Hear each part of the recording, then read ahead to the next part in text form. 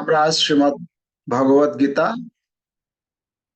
পঞ্চম অধ্যায় কর্মসন্ন্যাস যোগের সব অষ্টম এবং নবম শ্লোক অধ্যয়ন করব। আপনারা সকলে শ্লোক দেখুন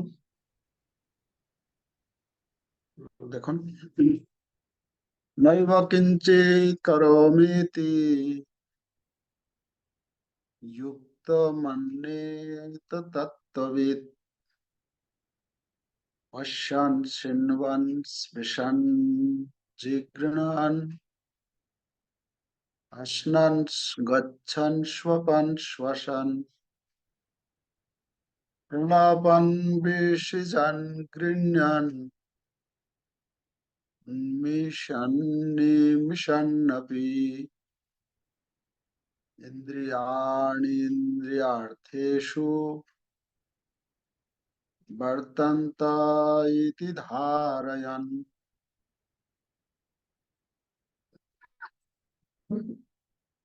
তো এই শ্লোকের অনুবাদ এবং তাৎপর্য শিলা প্রভুপাদের দ্বারা, শিলা প্রভুপাদ কি জয়। চিন্ময় চেতনায় অধিষ্ঠিত ব্যক্তি দর্শন, শ্রবণ, স্পর্শ, ঘ্রাণ, ভোজন, গমন, নিদ্রা এবং প্রশ্বাস আদি ক্রিয়া করেও সর্বদা জানেন যে প্রকৃতপক্ষে তিনি কিছুই করছেন না। কারণ প্রলাপ, ত্যাগ, গ্রহণ, চক্ষুর উন্মেষ ও নিমেষ করার সময় তিনি সর্বদাই জানেন যে জড় ইন্দ্রিয়গুলি কেবল ইন্দ্রিয়ের বিষয়ে প্রবৃত্ত হয়েছে এবং তিনি নিজে সেগুলি থেকে নির্লিপ্ত। এখানে এই শ্লোকে যে কথা ভগবান বলেছেন, পূর্ববর্তী শ্লোক যেরকম আমরা 6 নম্বর শ্লোকে পেয়েছিলাম যে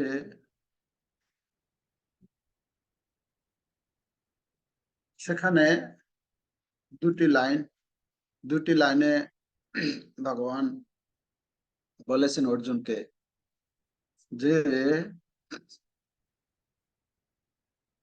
প্রথম লাইনে সেখানে ভগবান বলেছেন যে অযোগতা শব্দ প্রয়োগ করেছেন, আর দ্বিতীয় লাইনে তিনি বলেছেন যোগযুক্ত।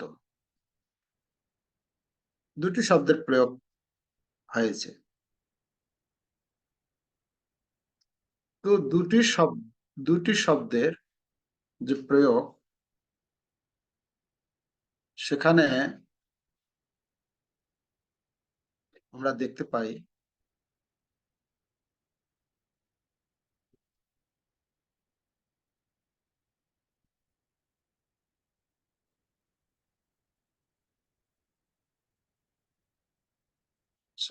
শ্লোকে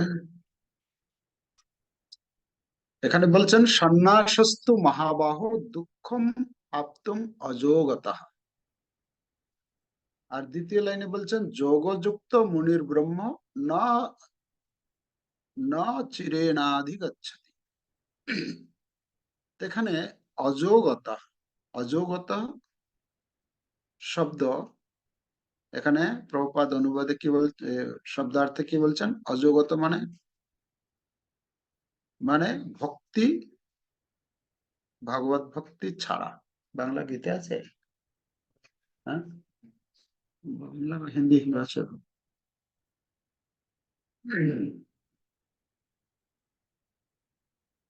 এখানে ভগবত ভক্তি ছাড়া কথা বর্ণনা করা হচ্ছে।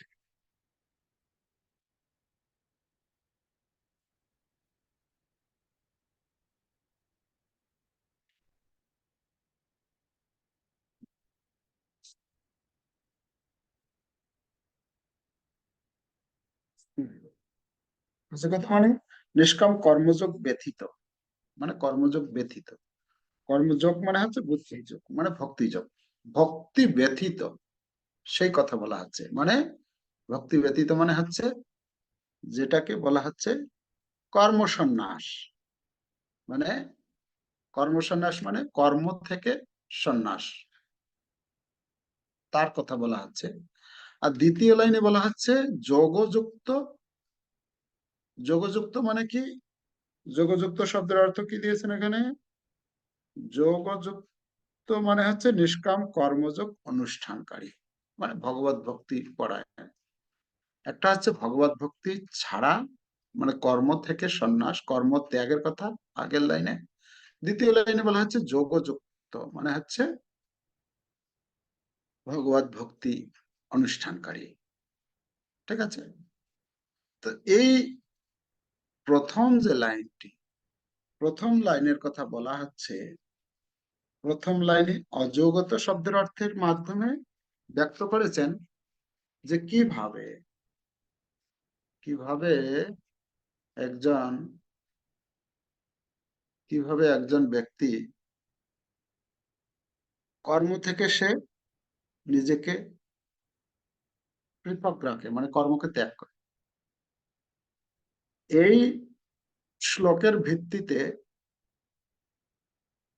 7 নম্বর শ্লোক, 7 নম্বর শ্লোকে সেখানে বর্ণনা করা হচ্ছে যে 6 নম্বর শ্লোকের যে দ্বিতীয় লাইনে যে ভগবান বলছেন যোগযুক্ত মুনির ব্রহ্ম, মানে যে যোগযুক্ত ব্যক্তি, যে ব্যক্তি মানে ভক্তি যোগে যুক্ত, তাকে মুনি বলা হয়। ভগবান বলছেন যে যোগযুক্ত মুনির ব্রহ্ম, যে হচ্ছে যোগযুক্ত, যে ভক্তি যোগী, তাকে বলা হচ্ছে কি? যোগযুক্ত ব্যক্তিকে মুনি বলা হচ্ছে। এবং সেই মুনি কি করেন? ন অচিরেণা, ন চিরেণাধিগচ্ছতি, মানে অতি শীঘ্রই সে ব্রহ্মকে প্রাপ্ত হয়, সে কথা বলছেন। এখন অর্জুনের মনে প্রশ্ন যে একজন ব্যক্তি যার কথা এখানে বলা হচ্ছে যোগযুক্ত হবে, তাকে বলা হচ্ছে মুনি, আবার তিনি শীঘ্রই ব্রহ্মপদ প্রাপ্ত হন।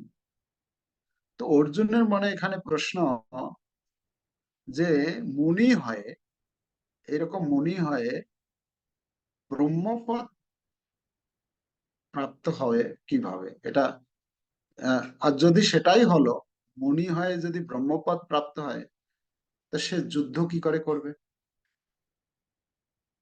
এটা কি করে সম্ভব? হুম? তো এখানে এই জন্য অর্জুনের মনের মধ্যে এটা জিজ্ঞাসা জেগেছে।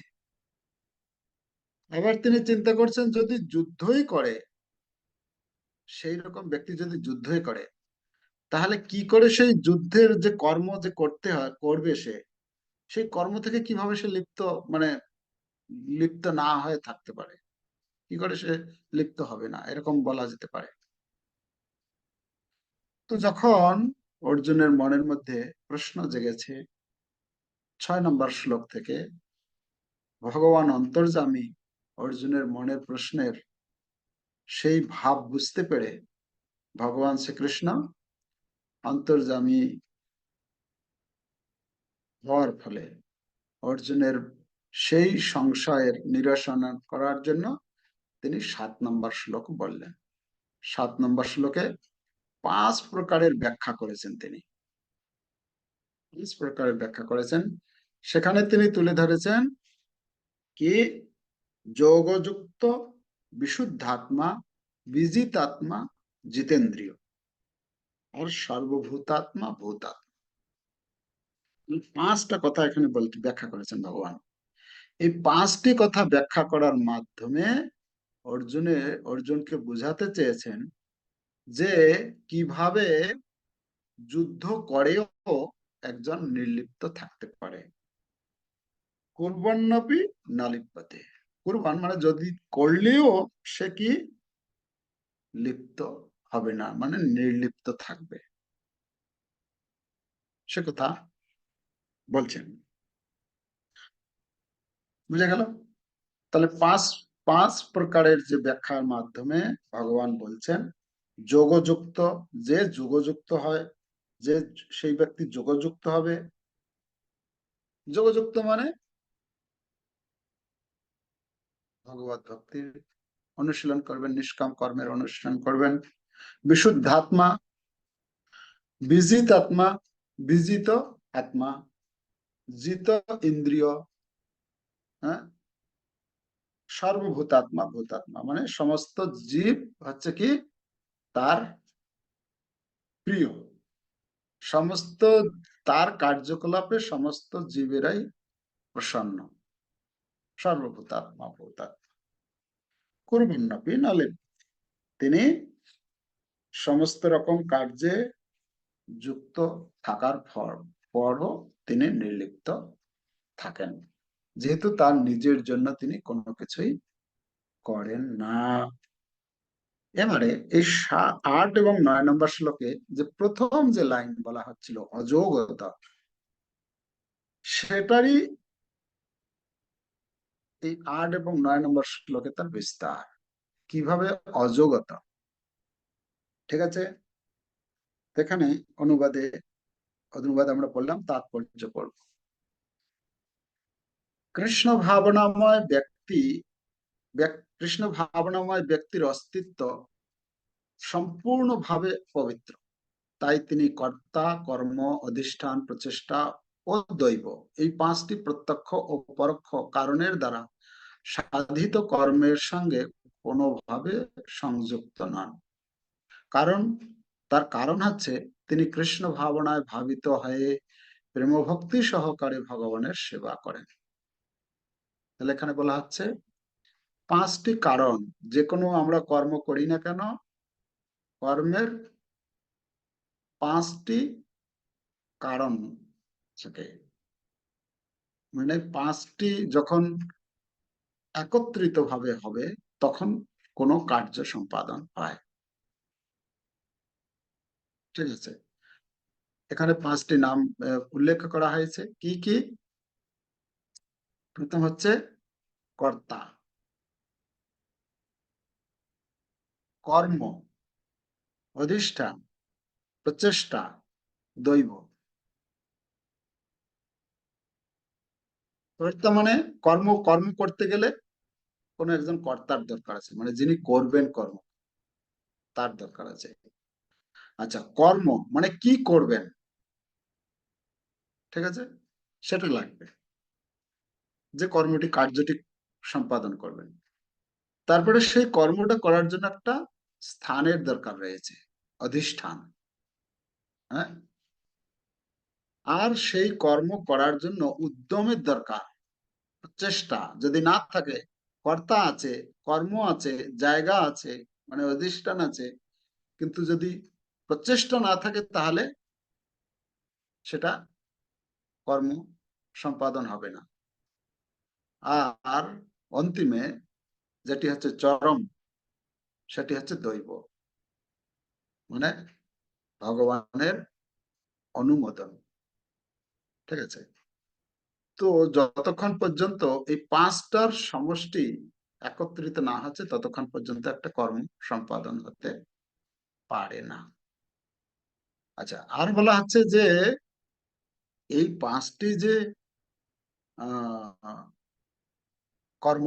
এই 5টি যে কারণ বলা হচ্ছে, কিন্তু 4টা, অনেক সময় দেখা গেছে এই 4টা কারণ, কর্তা, কর্ম, অধিষ্ঠান, প্রচেষ্টা, এই 4টা খুব সুন্দরভাবে সবকিছু আছে, কিন্তু ভগবত অনুমোদন যদি না থাকে সেই কর্মটি সম্পাদন হতে পারে না। তো যে কোনো কর্মের ক্ষেত্রে ভগবানের অনুমোদন ব্যতীত এই কোনো কর্মই সম্পাদন হতে পারে না। এই জন্য আমরা বলি না, ভগবানের ইচ্ছা ব্যতীত একটা গাছের পাতাও নড়ে না। হ্যাঁ, ভগবান যতক্ষণ পর্যন্ত অনুমোদন না করেন, ভগবান যতক্ষণ আহ সেটাতে অ্যাপ্রুভ না করছেন, ততক্ষণ পর্যন্ত যে কোনো কর্ম হোক, ছোট্ট কর্ম, বড় কর্ম, যে কোনো কর্ম, সেটা সম্পাদন হওয়াটা সম্ভব নয়।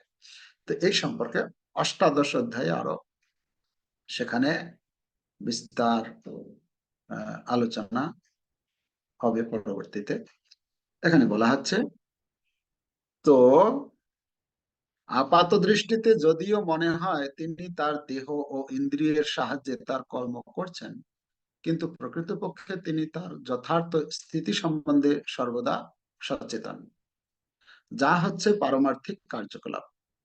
জড়জাগতিক চেতনায় ইন্দ্রিয়গুলি আত্মতৃপ্তির চেষ্টায় নিয়োজিত থাকে, কিন্তু কৃষ্ণ ভাবনায় ইন্দ্রিয়গুলি শ্রীকৃষ্ণের ইন্দ্রিয়ের সন্তুষ্টি বিধান করার সেবায় প্রবৃত্ত হয়। তো দুইটা কথা এখানে বলা হচ্ছে, যে একটা হচ্ছে আহ একটা হচ্ছে আত্ম ইন্দ্রিয় তৃপ্তির কথা, জাগতিক চেতনা, আর একটা হচ্ছে কৃষ্ণ চেতনা, যেটা হচ্ছে কৃষ্ণ সেবা। দুটো কথা বলা হচ্ছে। তাই কৃষ্ণ ভক্তকে আপাত দৃষ্টিতে ইন্দ্রিয়ের কার্যকলাপে নিয়োজিত বলে মনে হলেও কার্যত তিনি সর্বদাই মুক্ত। এখানে এই শ্লোকটি, যেহেতু প্রভুপাদ হচ্ছেন একজন কৃষ্ণ ভক্ত, তার শ্লোকের তাৎপর্যে তিনি কিভাবে ভগবত ভক্তিতে আমরা যুক্ত হতে পারি, ভগবানের এই সমস্ত কথাগুলিকে কিভাবে ব্যবহারিক জীবনে প্রয়োগ করতে পারি, তাই তিনি এখানে তুলে ধরেছেন যে একজন কৃষ্ণ ভক্ত তিনি সমস্ত ইন্দ্রিয় বিভিন্ন কার্যকলাপে যুক্ত করেন, কৃষ্ণ ভাবনাময় কার্যকলাপে। যেহেতু কৃষ্ণ ভাবনাময় কার্যকলাপে তিনি যুক্ত করেন, তাই তিনি কর্ম করলেও সেই কর্ম থেকে মুক্ত থাকেন।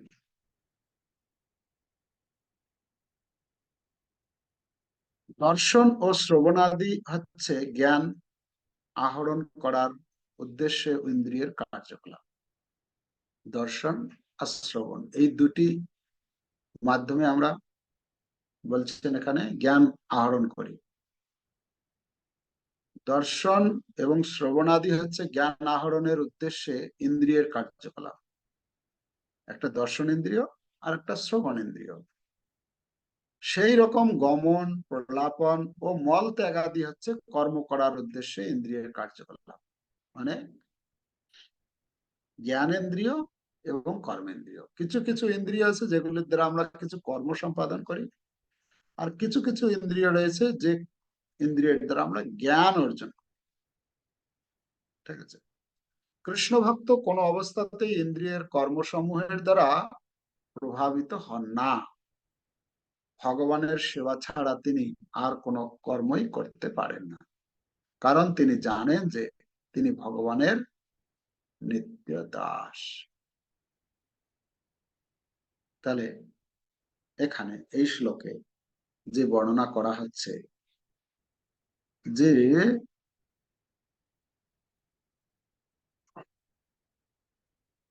একজন ভক্ত তার সমস্ত ইন্দ্রিয়গুলিকে, তার ইন্দ্রিয়গুলিকে কি করেন, যেহেতু কৃষ্ণ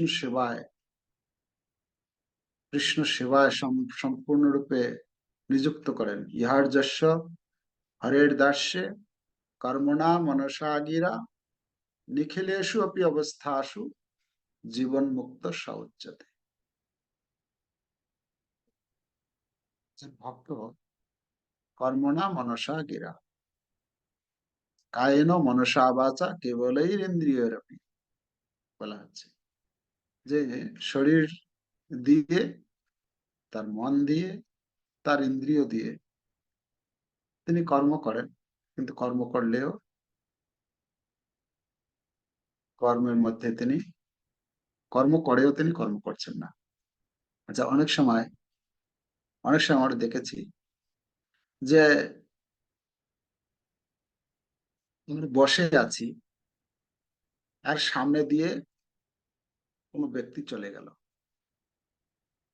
কিন্তু আমি সেই সময় কোনো একটা বিষয় নিয়ে কোনো কর্মের মধ্যে এত মন নিবিষ্ট ছিল, সেই ব্যক্তিটাকে আমি দেখলাম চলে গেল, পরে যদি এসে যদি জিজ্ঞেস করে একজন, আচ্ছা আপনি দেখলেন কি এই এই রাস্তা দিয়ে এই অমুককে যেতে দেখলেন?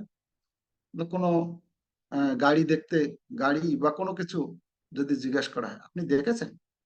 বলছে কি, না আমি অতটা একটু খেয়াল করিনি। বলা হয় না, অনেক সময় আমরা বলে থাকি। এটা কেন হয়? আমি দেখেও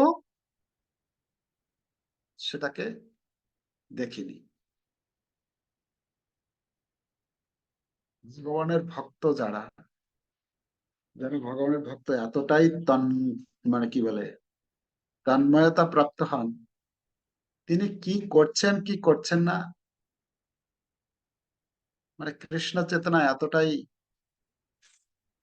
তন্ময়তা। আমরা শুনেছি সচিমাতা, সচিমাতা তার গৃহে তিনি কি করতেন, রন্ধন করতেন, রন্ধন করে চিন্তা করতেন আমায়, মানে এই জিনিসটা পছন্দ করতো, এটা ভালোবাসতো, যদি নিমাই থাকতো আমি আজকে এটা করে খাওয়াতাম ইত্যাদি, সেইভাবে রান্নাও করতেন। আর নিমাই গিয়ে সেখানে উপস্থিত হয়ে যেতেন, মহাপ্রভু সেখানে উপস্থিত হতেন, উপস্থিত হয়ে সচিমাতার হাতে সবকিছু খেতেন, সুন্দর করে সচিমাতা পরিবেশন করত, করে সবকিছু খাওয়ার পরে তারপরে মহাপ্রভু চলে যেতেন। চলে যাওয়ার পরে সচিমাতা এত তন্ময়তা প্রাপ্ত, মানে ওতে থাকতেন, পরে পরক্ষণেই চিন্তা করতেন, হায় আমি তো আজকে, আমি কি চিন্তায় ব্যস্ত হচ্ছি, ব্যস্ত ছিলাম, এখনো তো রান্নাই করিনি আমি, আমি ভগবানকে ভোগ নিবেদন করব, কখন করব? তো কখনো কখনো মহাপ্রভু বলতেন, মা তুমি কেন এরকম করছো? তুমি যখন ডাকলে আমাকে, আমি গেলাম, তুমি আমাকে সুন্দর করে পরিবেশন করে খাওয়ালে, খাওয়ার পরে আমি চলে গেলাম, তারপরে আবার তুমি বলছো যে না, রান্না করোনি তুমি, কিচেনে ঘরে গিয়ে দেখে যে না সবকিছুই খালি। তখন বলছে, আমি তো এখন রান্নাই করিনি, কখন আমি কি করব? তো সচিমাতা এতটাই, মানে মহাপ্রভুর সেবায় এতটাই মানে তন্ময়তা থাকতেন, যে তিনি নিজে হাতে রান্না করছেন, কি কি পছন্দ করেন সেগুলো রান্না করছেন, মহাপ্রভুকে খাওয়াচ্ছেন, খাওয়ার পর পরে খাওয়ানোর পরেও বলছেন যে আমি তো রান্নাই করিনি আজকে। তার মানে বোঝা যায় এখানে কতটা, কতটা মানে একজন ভক্ত, সে যদি কৃষ্ণ চেতনাময় হয় তাহলে কি হতে পারে। তো এই শ্লোকে যে বর্ণনা করা হচ্ছে, যে ভক্তরা কি করেন, ভক্তরা নৈব কিঞ্চিত করমিতি যুক্ত মান্যত তত্ত্ববিদ পশ্যান, মানে দেখেন, চোখ ইন্দ্রিয় দেখছে, কিন্তু তিনি দেখলেও তিনি দেখছেন না, বলছেন নলিপ্যতে, নলিপ্যতে এই শব্দটি আহ নির্লিপ্ত থাকেন, দেখেও তিনি দেখছেন না, শৃণ্বন, আহ মানে হচ্ছে শ্রবণ করছেন। এটা তো উন্নত ভক্তের কি কথা, আমাদের, আমাদের ব্যবহারিককেও আমরা দেখি অনেক সময়, কোনো কিছু জিনিস দেখেও আমি দেখছি না, অনেক কিছু জিনিস দেখছি, কিন্তু আমি যদি নোটিশ না করি, মানে কোনো একটা, মানে বিশেষ একটা বস্তুর প্রতি যদি আমি নজর না দিই, আমরা কোনো জায়গায় যখন যাই কত কিছু দেখছি, সবকিছু জিনিসগুলো কি আমরা কি মানে নির্দিষ্ট করে কি আমরা মনে রাখি যে এই এই জিনিসটা, প্রত্যেকটা জিনিসের পুঙ্খানুপুঙ্খ ভাবে? অনেক কিছু হয়, অনেক সময় আমাদের এরকম হয়। শ্রবণের ব্যাপারে হয়তো দেখা যাচ্ছে অনেক আওয়াজ হচ্ছে, আওয়াজগুলো কানে ঢুকছে, কিন্তু আমরা কি সেটা সেটা কি, অনেক সময় দেখা যায় আমাদের ভক্তরা অনেক কিছু আওয়াজ হচ্ছে চতুর্দিকে, সে হাটের মাঝে হয়তো সে জব করছে বসে, হ্যাঁ, তো জব করছে মানে সে কি জবটাই শুনছে, এত যে কোলাহল হচ্ছে, এত কিছু হচ্ছে, সেগুলো তার কানে ঢুকছে না, তাই না? স্পৃশন, স্পর্শ করা। তো প্রত্যেকটি প্রত্যেকটি এগুলি হচ্ছে এক একটি ইন্দ্রিয়ের কার্যকলাপ। তো কথা এক কথায় বলা যেতে পারে, যদি একজন ভক্ত সেই রকম উন্নত পর্যায়ে উপনীত হয়, তাহলে আর সবকিছু করেও তিনি সেই সব কর্মের থেকে নির্লিপ্ত থাকেন, আর সেই সব কর্মের দ্বারা সে প্রভাবিত হন না। ঠিক আছে, মোটামুটি এই শ্লোকের অর্থ এরকমই আমরা আলোচনা করলাম। তো আমরা এখন কি বলে অনুশীলন করছি এই কৃষ্ণ ভাবনা, অনুশীলন করছি, অনুশীলন করতে করতে করতে করতে একদিন যখন আমাদের চেতনা শুদ্ধিকরণ হবে, যে যতটা কৃষ্ণ ভাবনাময় হয়ে কর্ম করবে, তার ইন্দ্রিয়গুলি তত তাড়াতাড়ি শুদ্ধিকরণ হবে। শুদ্ধিকরণ হয়ে গেলে কি হবে, তখন এই সমস্ত কার্যকলাপের মধ্যে থাকলেও, হ্যাঁ, তার ইন্দ্রিয়ের মাধ্যমে কর্ম হলেও তিনি কর্ম থেকে মানে আত্মা কর্ম থেকে মানে সেই তার মুক্ত থাকবে। মুক্ত থাকা মানে তার যে প্রভাব, ভালো কাজ হলো তার একটা প্রভাব আছে, খারাপ কর্ম হয়ে গেলে তার একটা প্রভাব আছে, তো সেই সমস্ত কর্মের প্রভাব থেকে সে মুক্ত থাকবে, সেই কর্মের বন্ধনে সে আবদ্ধগ্রস্ত হবে না, কর্ম করেও কর্ম থেকে মুক্ত। জীবন মুক্ত সউচ্চতে বলা হচ্ছে, জীবন মুক্ত মানে এই জগতে থেকেও, এই জগতে থেকেও সে হচ্ছে মুক্ত পুরুষ। আমরা তো কথায় কথায় বলি না, কেউ যখন আহ কাউকে যখন উদাসীনের মতো দেখি, তখন বলি কি তুমি কি মুক্ত পুরুষ নাকি, এই জগতে তোমাকে কি কোনো কিছু প্রভাবিত করছে না, এত কিছু হচ্ছে।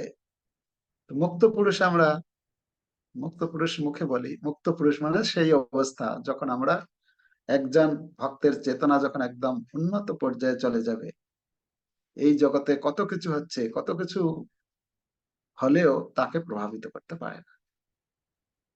ঠিক আছে, আমাদের লক্ষ্য হচ্ছে সেটা, আমরাও ধীরে ধীরে ধীরে ধীরে একদিন এরকম হবে যে আমরাও এই জগতের যে দেশ, হিংসা, কত কিছু চলছে, সেগুলো থেকে আমরা নিজেকে মুক্ত করতে পারবো। আমি কালকে আসলাম বিলাসপুর থেকে, তো ওখানে একটা বাড়িতে আমাকে নিয়ে গেছেন, আহ যেখানে ছিলাম ওখানে পাশেই। তো তার সে একটা মেয়ে ছিল, ইয়ং মেয়ে। তো সে কি বলে এক্সাইজ, না এক্সাইজ না কি বলে ওই আবগারি ডিপার্টমেন্টে চাকরি করে, মানে নেশা মদ এইসব যে আছে, পুলিশ, তো সেই অফিসে চাকরি করে। তোকে আমি বলছি জব করার ফলে, ও জব করছে আর কি, ওর বাবা ছিল, ও বাবা আমাদের সঙ্গে খুব ঘনিষ্ঠ ছিল আর কি। তো সবসময় সেই মেয়েদেরকে একটা ছেলে হাইকোর্টের উকিল, আর একটা ছেলে বিজনেস করছে, জমি জায়গা আছে, আর একটা মেয়ে। তো তারাও আসতো, তো ধীরে ধীরে তারা একটু জব শুরু করেছে। তো আমি বলছি যে তুমি কি কিছু পরিবর্তন বুঝতে পারো, এই জব করলে কি আর না করলে কি, বা এই এই ভগবানের কথা শোনা আর না শোনার মধ্যে পার্থক্য কি? ও তখন বলছে, হ্যাঁ প্রভু, আহ বলছে যে আমি এটা অনুভব করি, আমি আমি মানে কি বলে, আমার যখন আমি করতাম না এগুলো, তখন আমার ভয় হতো বা দুশ্চিন্তা হতো যে আমার কি হবে, আমাকে কে দেখবে। মানে সে মেয়েটার বিবাহ হয়েছিল, সে পরিবারের কিছু গন্ডগোলের ফলে তারপরে ডিভোর্স হয়ে যায়। তো সে বলছে আমি চিন্তা করতাম আমাকে কে দেখবে, আমার ভাইরা দেখবে কিনা, বাবা দেখবে কিনা, আমার ইত্যাদি, মানে অনেক রকমের চিন্তা হতো, দুশ্চিন্তা আসতো। কিন্তু এখন আমি একটা অনুভব করছি, আমি কারোর উপরে ডিপেন্ড, এই যে একটা মনোভাব ছিল আগে, সেটা থেকে আমি এখন নিজেকে সেই সাহসটা পাচ্ছি যে না, একমাত্র ভগবানই হচ্ছেন সবাইকে পালন পোষণ করছেন, ভগবানই সবাইকে দেখবেন।